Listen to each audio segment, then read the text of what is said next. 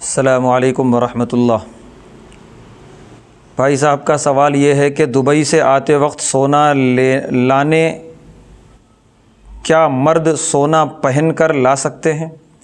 یعنی سونا الگ سے لے کے آئیں گے تو پھر وہ چیکنگ میں پکڑا جائے گا، تو کیا پہن کے لا سکتے ہیں؟ کیا مردوں کو سونا پہننا حرام ہے؟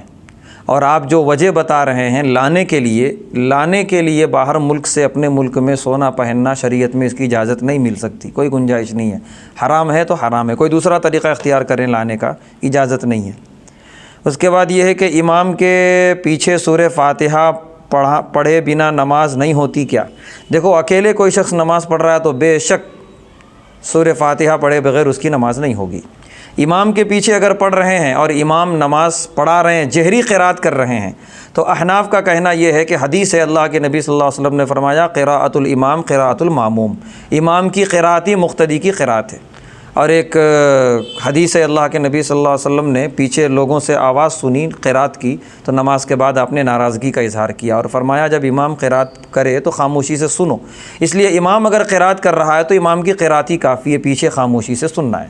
لیکن اگر کچھ وقفہ دے رہا ہے امام سورہ فاتحہ پڑھنے کے بعد، جیسے شوافے کے نزدیک ہے، تو اس وقفے میں پڑھنے کی اجازت ہے۔ شوافے کے نزدیک، حنفیہ کے نزدیک اس کی بھی کوئی خاص ضرورت نہیں ہے، امام نے پڑھ لیا تو کافی ہے۔ باقی جو سری نمازیں ہیں جیسے ظہر ہے، عصر ہے، اس میں اختیار ہے، امام کے پیچھے پڑھ سکتے ہیں پڑھنا چاہیں تو، اور نہیں بھی پڑھے تو امام کا پڑھنا کافی ہو جائے گا۔ کیونکہ ہم دیکھتے ہیں کہ رکوع میں آ کر ہم ملتے ہیں امام صاحب سے، اور رکوع میں جب ہم ملے تو ہمیں رکعت مل گئی، تو رکعت کیسے ملی بھائی؟ سورہ فاتحہ تو ہم نے نہیں پڑھا۔ تو جواب یہ ہے کہ امام نے پڑھ لیا تو مقتدی کا پڑھنا کافی ہو گیا۔ اسی لیے حنفیہ کہتے ہیں کہ امام کا پڑھنا کافی ہے، لیکن تنہا نماز پڑھ رہے منفرد تو بغیر سورہ فاتحہ کے نماز نہیں ہوگی، سورہ فاتحہ پڑھنا ہے۔ اس کے بعد کا سوال یہ ہے کہ اللہ میرے سے خوش ہے یا ناراض کیسے معلوم کریں؟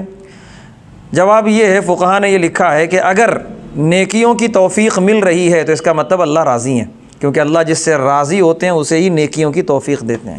تو اگر نیکی کرنے کا جذبہ ہے اندر، دل کر رہا ہے، تو اس کا مطلب اللہ راضی ہیں۔ اور اگر برائی کی طرف طبیعت جا رہی ہے تو اس کا مطلب اللہ ناراض ہیں۔ تو اگر خدا نخواستہ ہماری طبیعت برائی کی طرف جا رہی ہے تو اس سے اپنے آپ کو باز رکھیں اور نیکی کی طرف لے کے آئیں۔ شروع میں تو نہیں آئے گی، لیکن زبردستی لے کے آنا ہے، نفس سے لڑنا ہے۔ پھر انشاءاللہ آہستہ آہستہ جب اللہ کو پسند آ جائے گا میرا یہ مزاج، اپنا یہ مزاج، تو پھر اس کے بعد انشاءاللہ اللہ کی توفیق ہوگی، پھر نیکیاں کرنے میں مزہ آئے گا، برائی کرنے میں نفرت ہوگی۔ یہ دلیل ہو جائے گی کہ اللہ آپ سے راضی ہو گئے۔ اس کے بعد کا سوال یہ ہے کہ شرارتی بچوں کو کیسے سدھاریں؟ جواب یہ ہے کہ شرارتی بچوں کو سدھارنے کا سب سے پہلا طریقہ یہ ہے کہ پہلے والدین خود سدھریں، والدین خود ان چیزوں سے بچیں۔ والدین خود جو ہے موبائل رات تک دیکھ رہے ہیں اور بچوں سے کہیں کہ نہ دیکھیں، نہیں ہو سکتا۔ والدین خود نماز نہیں پڑھ رہے ہیں اور چاہیں کہ بچے نماز پڑھیں، نہیں ہو سکتا۔